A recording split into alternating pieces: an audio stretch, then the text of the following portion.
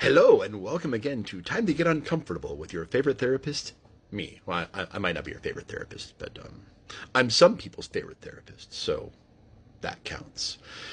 Anyhow, are you an individual that's been labeled as an introvert? Are you someone who fantasizes about deleting all of your social media and moving away and not engaging with anyone? Like living in the woods, living in a cave, living in a cabin, raising goats, and just living off the land because being around people is exhausting.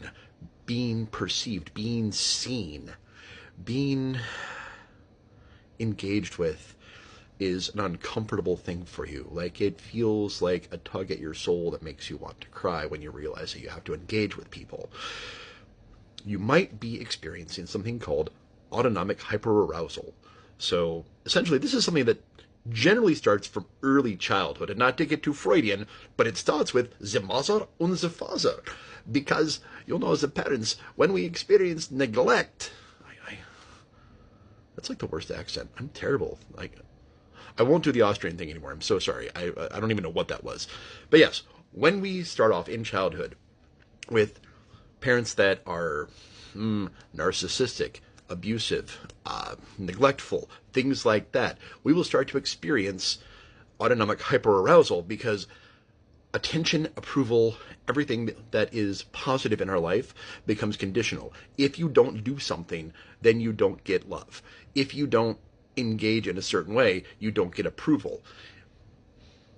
This leads to this kind of cyclical thing where we have to extend so much energy as an output in order to receive minimal energy input. And just so you know, it doesn't have to start in early childhood, although it often does.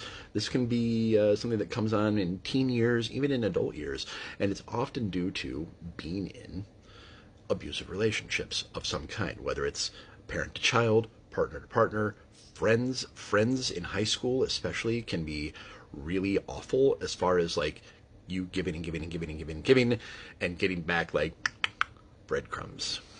Which leads us to the belief that any kind of engagement has to be exhausting, which also leads us to our own kind of conditioning because in a lot of ways we're groomed by our own society to believe that we have to throw this like maximum effort out to get the little teeny tiny breadcrumbs back, which anybody who's lived in Chicago on minimum wage knows that you can't live on breadcrumbs for too long.